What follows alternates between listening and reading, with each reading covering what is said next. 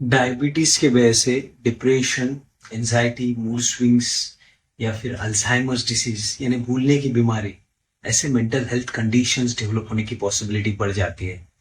और जिन्हें भी डिप्रेशन या स्ट्रेस है, ऐसे लोगों में डायबिटीज डेवलप होने की पॉसिबिलिटी बढ़ जाती है। ये डायबिटीज और ये मेंटल हेल्थ कंडीशंस, मानसिक बीमारियां, इनका क्या कोरिलेशन हो सकता है, इसके पीछे का साइंटिफिक रीजनिंग क्या हो सकता है, इस बारे में हम आज बात करेंगे। जिनका भी डायबिटीज, शुगर लेवल्स बढ़ते जा रहे हैं, उन लोगों में उनके ब्लड के अंदर के BDNF यानी ब्रेन डिराइव्ड न्यूरोट्रॉफिक फैक्टर के लेवल्स ड्रॉप होने लगते हैं। और ये जो BDNF है, ब्रेन डिराइव्ड न्यूरोट्रॉफिक फैक्टर, उसका काम है कि अपने ब्रेन का रिपेयर करना, रीग्रोथ करना, उसे रिजुविनेट करना, नए न्यूरॉन्स बनाना, और इस तरह से इनडायरेक्टली हमें खुश रखना, गोल ओरिएंटेड रखना, या फिर टारगेट स्पेसिफिक रखना, या फिर हमारा मेमोरी शार्प रखना, ये काम ये BDNF, brain derived neurotrophic factor, indirectly करते रहता है।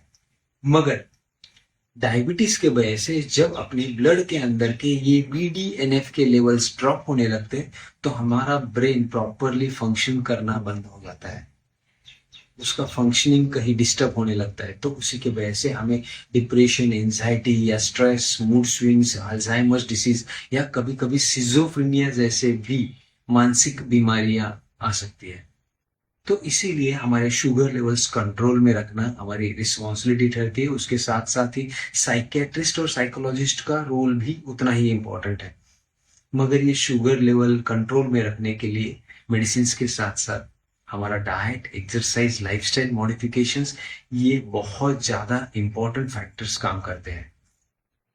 और जिन्हें डिप्रेशन है, एंजाइटी है, स्ट्रेस है, ऐसे लोगों में डायबिटीज डेवलप होने की पॉसिबिलिटी बहुत ज्यादा बढ़ जाती है। और उसके पीछे का साइंटिफिक रीजन ये है कि जिन्हें भी डिप्रेशन है या स्ट्रेस है, ऐसे लोगों में कॉर्टिसोल नाम के एक स्ट्रेस हार्मोन का प्रोडक्शन और सिक्रीशन बहुत ज्यादा बढ़ जाता है।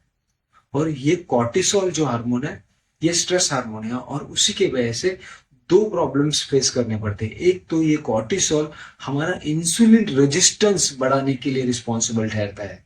इंसुलिन रेजिस्टेंस ये टाइप 2 डायबिटीज डेवलप होने का सबसे बड़ा रीजन है। और दूसरा, यही कॉर्टिसोल हार्मोन हमारे बॉडी के अंदर ग्लूकोनियोजेनेसिस नाम के एक प्रोसेस का मीडिएटर करके काम करता है। और ये ग्लूकोनियोजेनेसिस प्रोसेस एक तो आपके शुगर लेवल बढ़ाने के लिए भी रिस्पॉन्सिबल ठहरता है, और दूसरा आपका मसल लॉस करने के लिए भी ये रिस्पॉन्सिबल होता है। और आपको सबको पता है कि आपका जो मसल है, आपके शुगर रेगुलेट करने वाला सबसे बड़े ऑर्गन्स में से एक है। सबसे इंपॉर्टेंट ऑर्गन जो है अपने शुगर लेवल कंट्रोल में रखने वाला, वो है आपका मसल। अगर आप इस मसल को ही, इस बढ़े हुए कॉर्टिसोल लेवल्स के वजह से आपके मसल लॉस हो रहे हैं, तो उसके वजह से आपका डायबिटीज डेवलप होने के, या डायबिटीज डेवलप होने के बाद आपके शुगर लेवल अनकंट्रोल रहने के पीछे ये मसल लॉस रीजन ठहर सकता है, रिस्पॉन्सिबल हो सकता है। इसीलिए आपकी कॉर्टिसोल लेवल कंट्रोल में रखने के लिए आपको आपका स्ट्रेस मैनेजमेंट करना बहुत इंपॉर्टेंट फैक्टर ठहरता है। और ये स्ट्रेस मैनेज करने के लिए आपका लाइफस्टाइल मॉडिफिकेशन या फिर डाइट, एक्सरसाइज और साइकेट्रिस्ट, साइकोलॉजिस्ट की हेल्प लेना बहुत इंपॉर्टेंट है। इसमें डाइट और अपना एक्सरसाइज या लाइफस्टाइल मॉडिफिकेशन, ये तीन फैक्टर अपना डायबिटीज और स्ट्रेस एक साथ कंट्रोल में रखने के लिए किस तरह से हेल्प कर सकते हैं, उसके पीछे का साइंटिफिक अप्रोच क्या हो सकता है, इसके बारे में मैं अगले एक वीडियो में आप सबसे बात करूंगा। Thank you.